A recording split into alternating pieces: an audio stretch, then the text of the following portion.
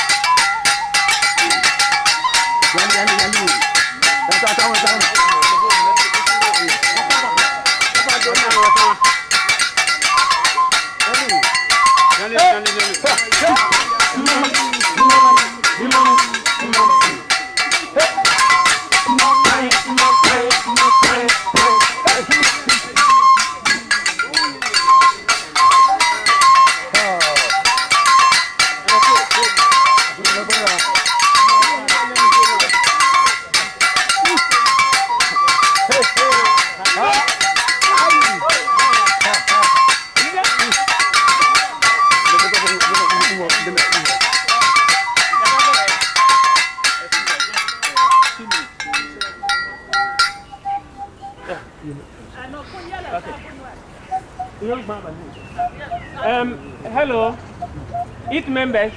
You meet Mr. Paul Adom Ochri. He is a presenter at Metro TV, one of the 3 TV stations we have in Accra here. Our stars. Yeah, he's a star presenter. Okay. And it's good he's here. And I know he will do something to let this thing go beyond this year. Paul, you want That to is the give them challenge. a few, they are our brothers and sisters from the diaspora Yep. who are keen to trace their roots, their heritage, and their EAT.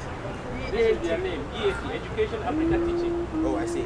They know they are Africans, they never come to Africa, and they felt that challenge on them to try to discover Africa for themselves. And that is their mission here. So few words before you. You can We'll do all we can to encourage them, and every assistance that we can give them, and we'll also give the program the widest publicity that we can give. So that if there's somebody in Elmina or Cape Coast, an old man who has the history, he will see the program and then he will call us and we'll find our roots. But once you are here, you are home. Okay. Okay, so you can go ahead. Sorry for the interruption.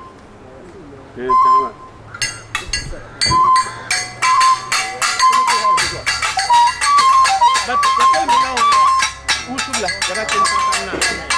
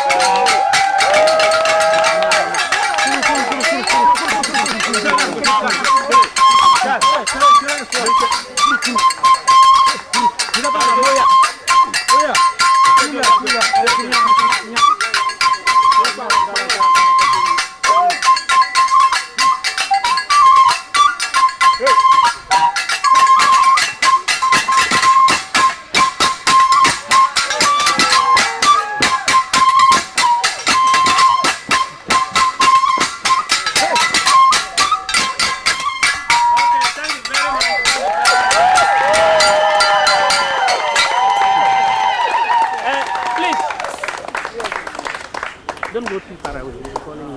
Yeah. So a big hand once more for the.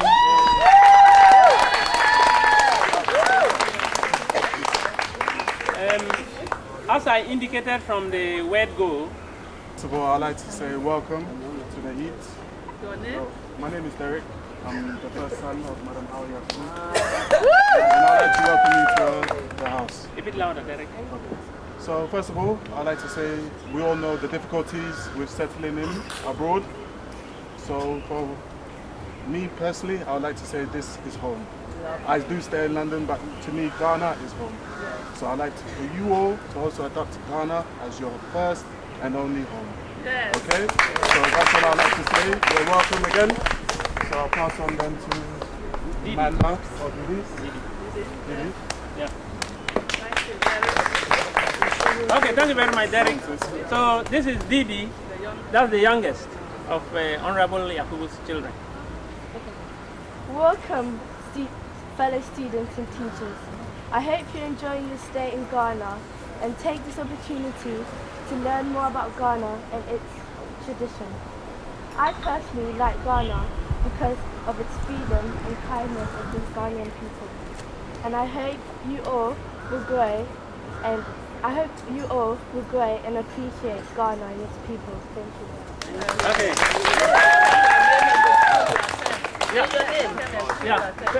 Yeah. She schools in London, so she'll tell you the name of her school. Okay. I'm going to school in Copthall, class 7. Okay. Top That's two, Mill Barnet. Hill East. Barnet. Mill Hill. So now, Amanda, on the floor. My name's Amanda, and I go to Bedford High School in Bedford. And to me, like, I only live in London for school, because like every holiday is like the time I get to be myself, and that's here in Ghana. Because like I could come to Ghana, yeah, like not knowing anyone, but still feel better than being in London with like all my friends and that. So that kind of tells me something. So I hope you get that feeling too. But yeah. A big hand for her. Okay, so Honorable Hawayaku herself will have a word with us before we invite this. No, actually, I'm asked to introduce the special guest okay, of honor, okay. Stephen, to say a few Okay, words. then. Stephen is a fantastic gentleman. He's the husband of my very good friend in London. Whilst I'm busy politicking, Steve and the wife are busy keeping an eye on Didi because the son, Richard, goes to the same school with Didi. And I'm sure you were all aware that I was in exile for 10 years, and these are the friends and the comfort I found when I needed it most. And I'd like to call Steve.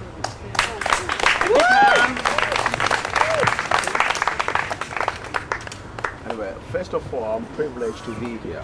For me, I could say I'm at home. Right. And for you, you are home. Let's put it that way, because I look at all of you, and your faces, you look just fantastic. You feel homely. It's going to be a little, be longer than you may probably expect. Oh, sorry. It's an experience I just want to share with you. I've been away for so many years. Let's put it this way. I got all my kids. My kids don't even know where I come from. That's Ghana. Okay? And not until only last year that she came on holidays and said to me, look, you got to bring that family home because home is home. And I used to read so much about this country that there was no rule of law. I said, how am I going to survive? I said, okay, it's been a long time. So I made a journey. I came last year, and to be very frank with you, I was very frustrated. So I went back and I said to myself, whoops, do as we do. So she came over, and then the next day, I came before you. You were supposed to come the week before. Right, so she said to me, you don't worry. I went in that room with her. She had about 5 phones, that's mobile phones with her. And at one time, they were all ringing. One from somewhere up north, wherever, from the minister, from that and that. Then I said to myself, hold on. I've been here for about 15 minutes, and you haven't even welcomed me. And what you're doing in this house is a charitable work. One lady's problem was, in this country, if you have a medical problem, you have to pay for it. And if you're not in a position to pay for it, you will die. So she was on the phone to me that she needed money for her operation, otherwise she was going to die. Not knowing she herself actually have inflated the operational cost, for her personal upkeep. So she telephoned to the hospital and find out how much it was going to cost. So what she said was, oh, whoops, probably she has the intention of probably keeping some money to herself. Because if she's operated on the operating bed, then she would probably be thinking of, when I go home, what am I going to live on? So invariably, that is going to kill her. I said, whoops, you needed money for your operation to save your life. And then after you needed some extra, why shouldn't you just come clean? You know what she said to me? This is how it is. Because the people need and they have no one to turn to. Then I said, excuse me, how much do you earn? I don't mean to be funny if every one of you want to know. She does not earn in sterling, let's say, £200 a whole month. You're talking about 4 weeks. A cleaner in London, almost about a week or whatever, earns about 200 how does she keep this? It's a charitable work she does in this house. She's probably in a privileged position, but that's not what it is. So I said to her, excuse me, I would never ever do this work. Because apart from her ministerial job, she runs this house like a charitable organization. And where is the money coming from? And she says she does not know. Are you going to be bankrupt? He says, well, I still get the work done, and I'm not bankrupt. To cap that, on the question of my land acquisition, some people took my money. We're going back on the rule of law. So I spoke to her on that issue. Only just a phone call. By the time I got there, it's all prepared. The commander himself got up. And he said, come on, sir. In England, I never felt so privileged. A commander coming to me and going, I said, oh my God, I feel home. And now I've managed to secure my plot, and I'm building. I don't mean to be funny, I'll show you what the real estate probably falls in that category. That if you have to live in England, you must be a multi-millionaire. And that my little money I had over there goes a long way here. I don't mean to be funny. How many of us from probably England live this way? So you can come home and... No, please, no, further idea. I'm going to show you some more pictures. I'll close this up to you. I'm going to give you some figures. Because I know where I live. I live in Wembley. In other words, make money and come home and build. These are a ton of properties. And I'm going to tell you, you don't need that much to live this way. I changed a sterling and it was more than 12,000 a pound. And you will never accept that for what? Ice cream. Okay? These are some of the homes. And we're talking, it's quite easy for you sitting down there acquiring this easily, because I'm going to give you the figures. If you want to use your camera too, very much, because you won't need it. You can keep them on the table. Keep them on the table. Yeah, finally you can probably do that. Keep them on the table. Yeah. You see, just brief, just brief. These homes. It's not a question of the color. I'm talking about how huge These it are is. real houses in Ghana and Accra. You see, Put them on the table. in England, I live in Wembley. Where I live, 3-bedroom semi, okay? And that will cost you, at this market value, almost about 300,000. Four of them little tables. These properties I've shown you here, we're talking, right, it's on, you can have these properties, on if you look at the surrounding, probably just about less than this. In England, it's a ranch. How many people could live this way? With less than 200,000, you can live this way. Less than 200,000. It doesn't buy you even a flat these days. And I know what it is. It's I'm working so tiresomely in there to secure the future for the kids. So I said to myself, come on, home is home. Having come to realize this, they have to come home, so I have to make it possible. And I tell you what, my little money, because I'm trying to develop this myself, I'm within architectural family. I tell you what, it's going to be far less than what it's in the market, because these properties are in the market at that rate. I'm building at the cost of a fraction of even this. So if you want to be home, then if you get in touch with the honorable sitting down there and put you in contact with the right people, you can do magic. You will be living like queens and kings in this country. And the hospitality, I tell you what, is second to none. I was so frustrated last year. I didn't want to come again. Had it not been here. No, and I'm from here. I was born and bred here. So for me, standing here to tell you that it's really worth, I'm not talking about today.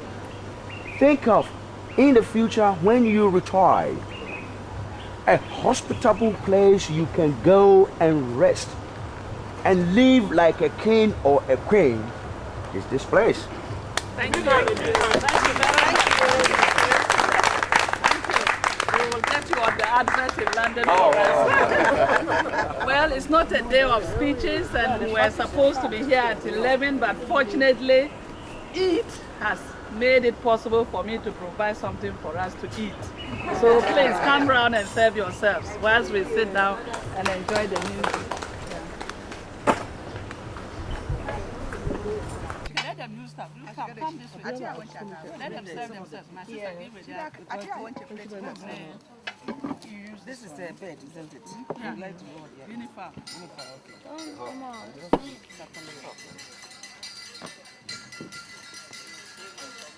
This is rice and beans. Rice and peas, yeah. And this is guinea fowl. No, this is guinea fowl. This is the bigger one. It's like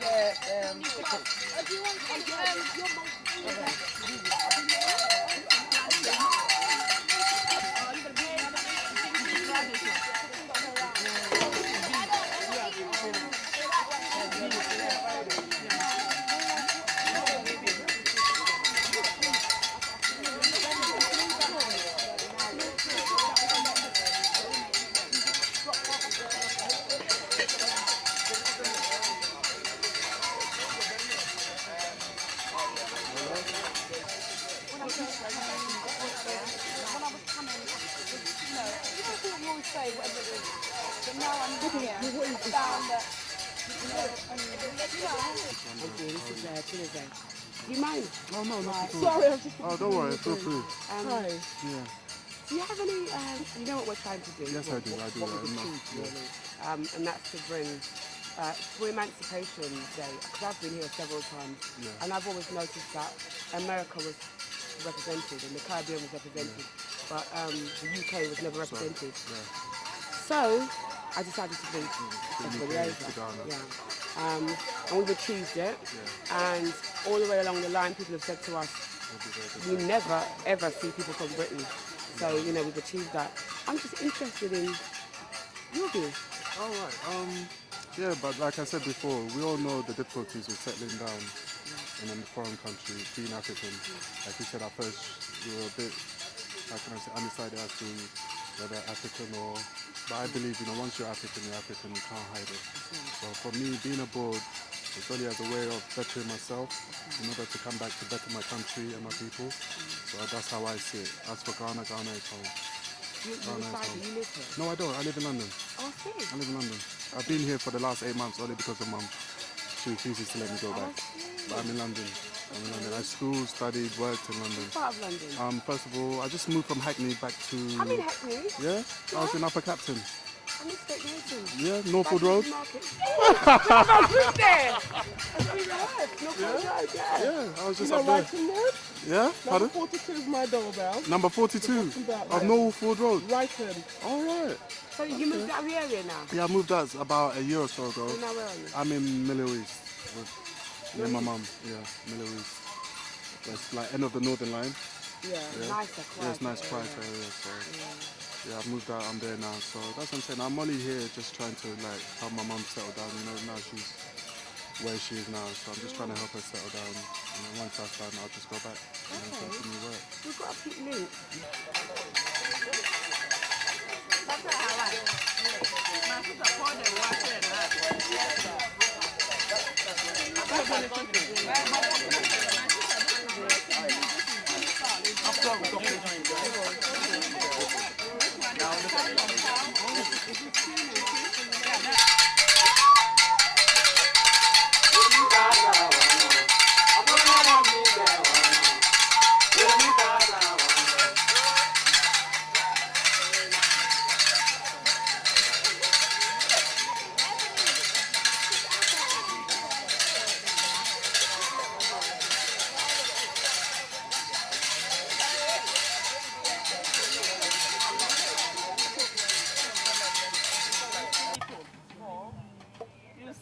key, you see the lock.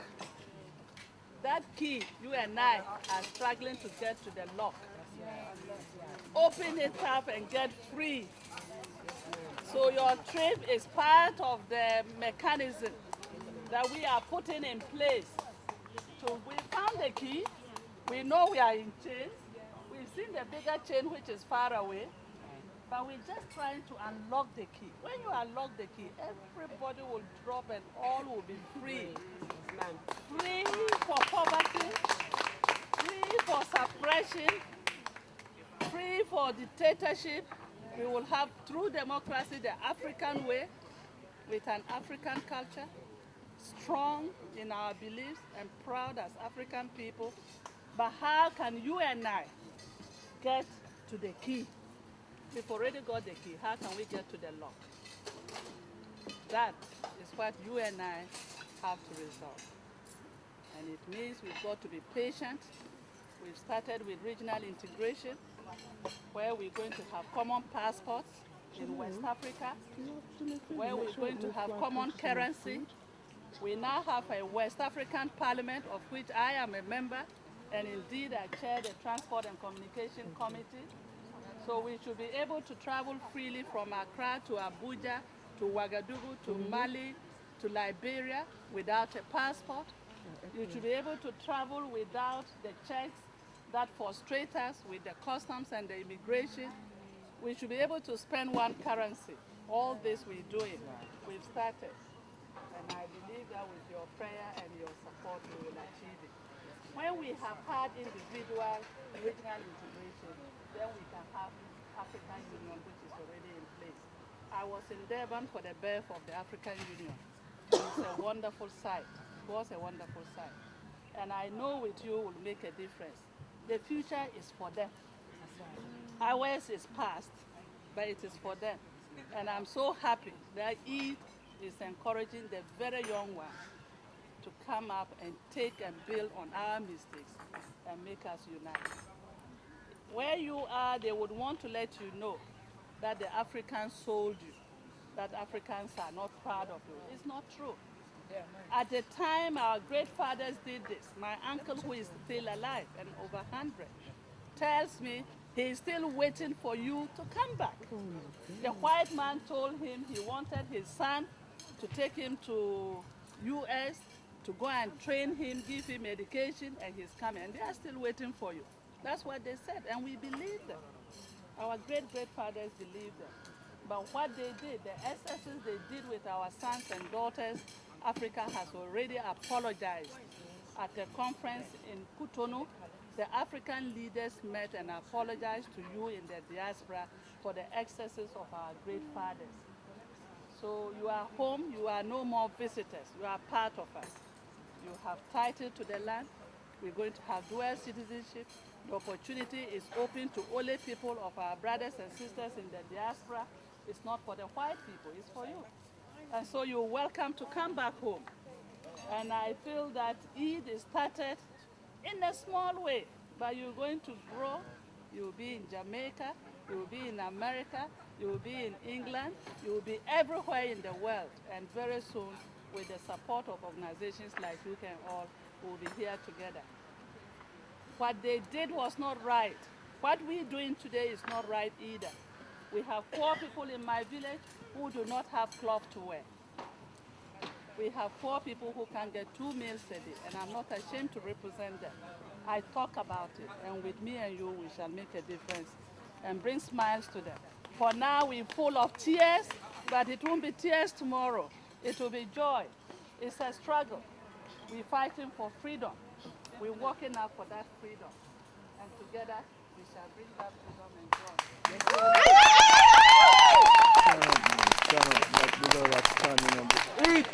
Thank you. What a fantastic representation of womanhood.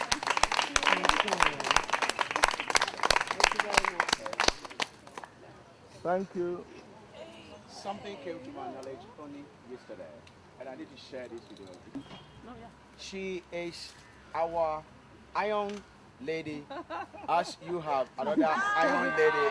So in Ghana, they call her Iron Lady. So That's the agriculture of Ghana. A big hand for that. Yeah. Please, you may sit down. You may sit down. Women like that, my God. What a positive role model.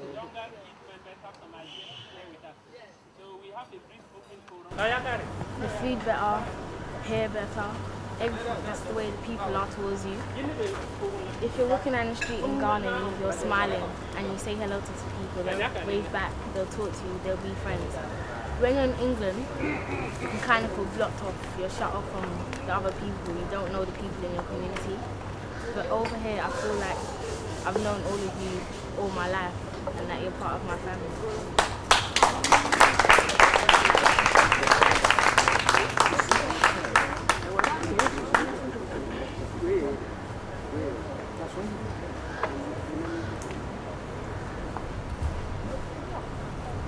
Hello.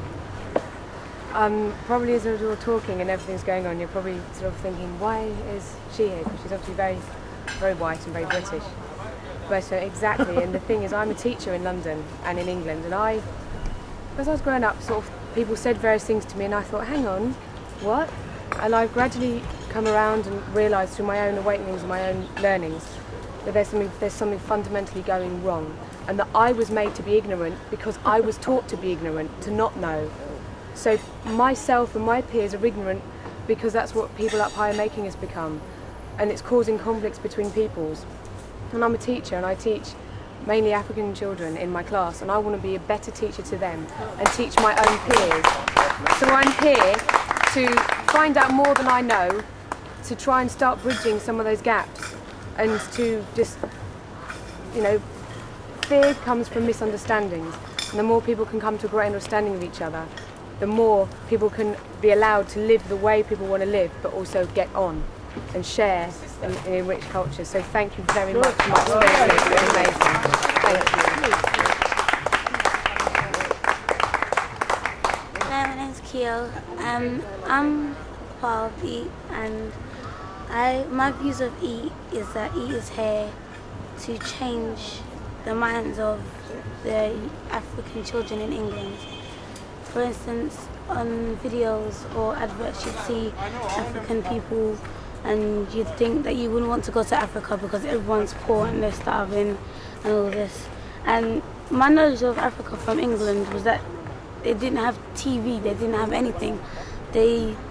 Everyone was poor and they lived in broken houses and stuff like that. When I came to Africa and I saw that everything was beautiful, the trees, everything, and it was much better than England. And when we go back to England, I hope to tell the children of schools about how beautiful Africa is, and that it's a place that you have to go to know yourself and to learn about yourself.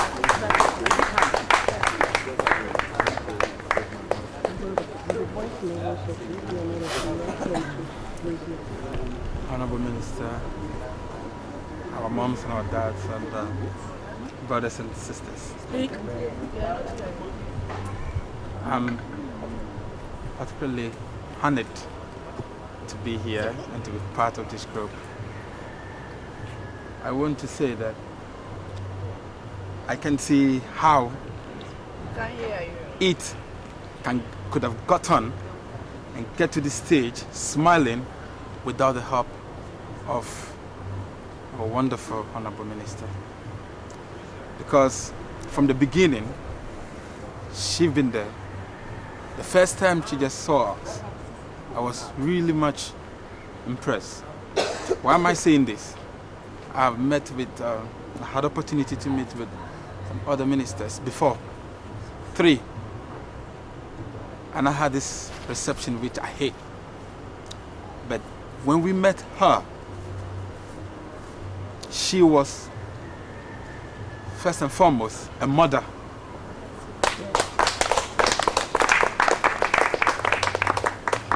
She was prepared.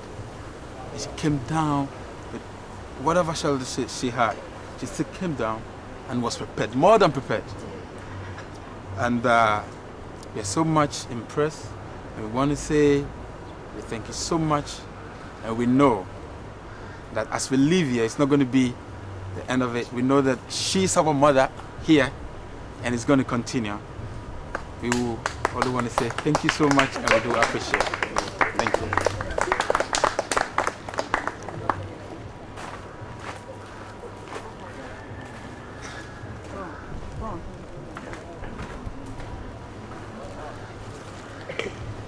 I'm really honoured and very grateful for all the hospitality, and I'm very honoured and very grateful for all the hospitality that all the Ghanaian people have showed us here. And I know, and I'm very convinced, that people in the West, particularly in Europe, are spiritually poor but materially rich. That's right. And people in the East and other parts of the world are spiritually rich and materially not so rich. And I hope we can continue to build the bridges and just enjoy life and see all people as equal but different, and celebrate this in life.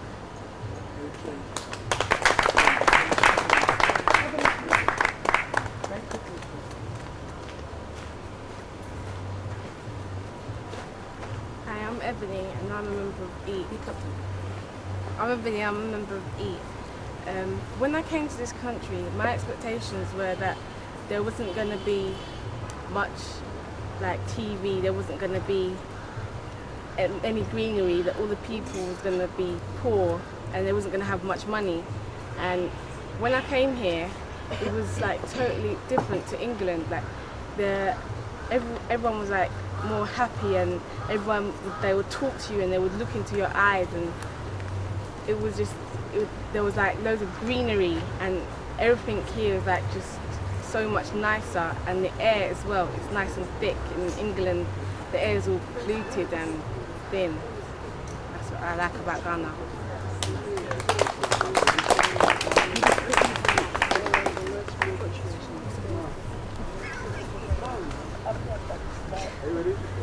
Yes, madam. Distinguished guests, fellow EAT members. I'm the granddaddy of the party. And if I could just use very briefly my own personal experience to sum this up for me. When I went to England as a child, very similar to some of the ages of the children there. And my mom and dad went to improve their standard of living. But in Britain now we're approaching a point where it's actually better to live in Africa and in the Caribbean and so forth. So in some ways it's come full circle now. So I brought some of the children to show them that they really don't have to live in England any longer. They can actually return home and they'll be given every possible thing that they can be given. So when this gentleman here showed me the homes, I thought that was it, yeah? Because once it becomes uneconomical, there really is no more point in living in Britain, because that was the reason that my parents first went to Britain. So thank you.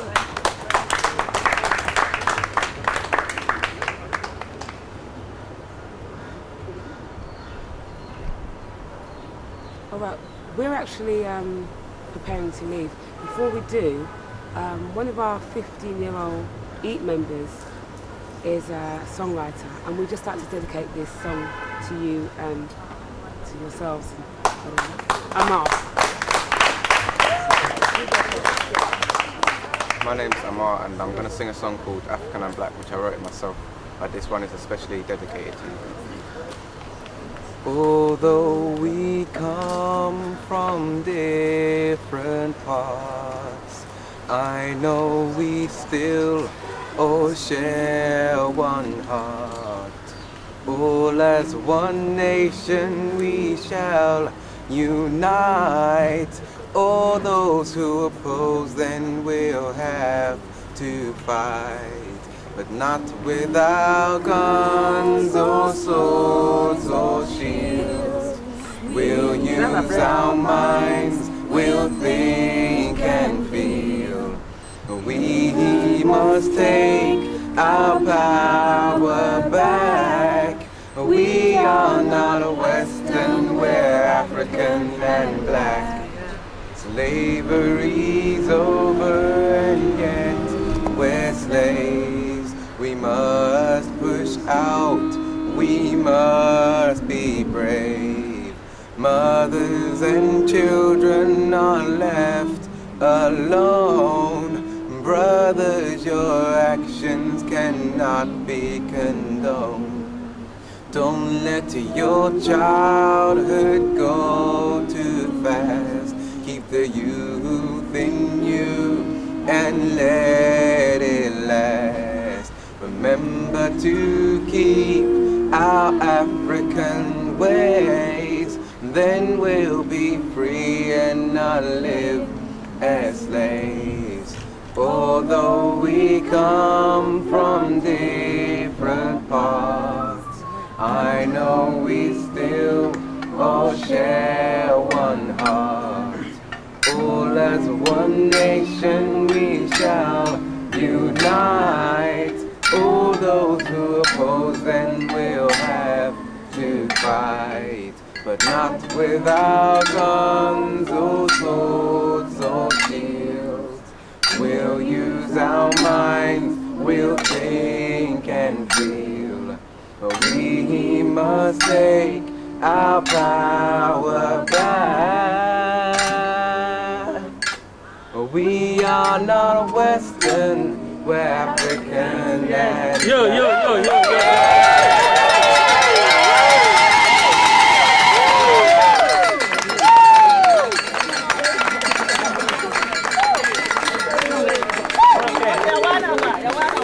Okay, so please take your seats.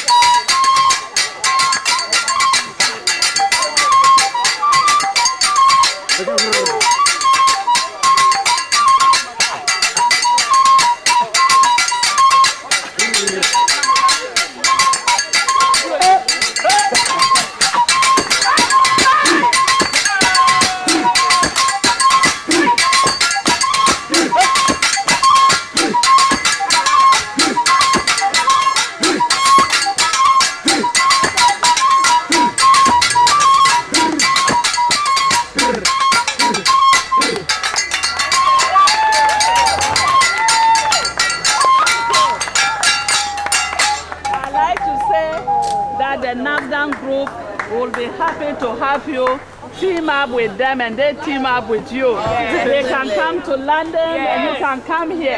So if there are very important concerts, we'll let you know so that we can work together. And anytime you have a big concert, you need them, let me know. I will arrange and pay for them to come.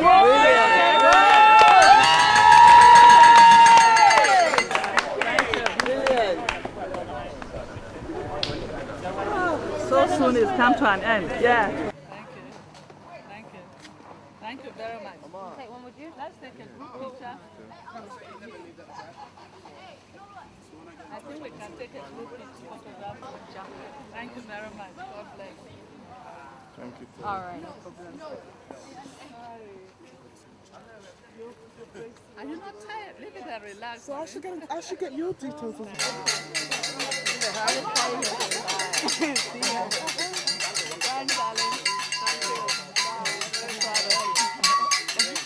Thank you, honey. I'm very proud of you.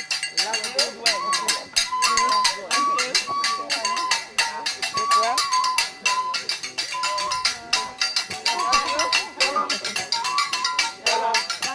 Thank you for coming. Come again. Take one break. Love you. Are you better? Thanks, Karina. You feel better? Come again. Love you. Come again. Love you. Come again, darling. Come again.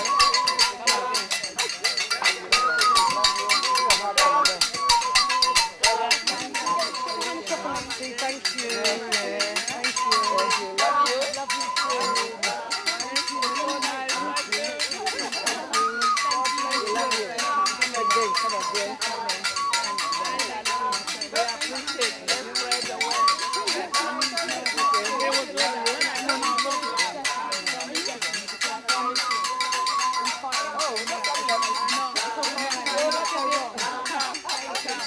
Okay, we love you.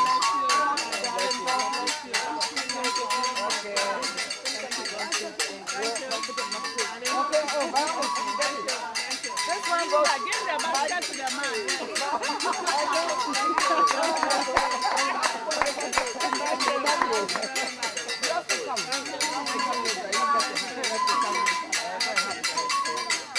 I'll get you your case and I'll get you your case. I will book it for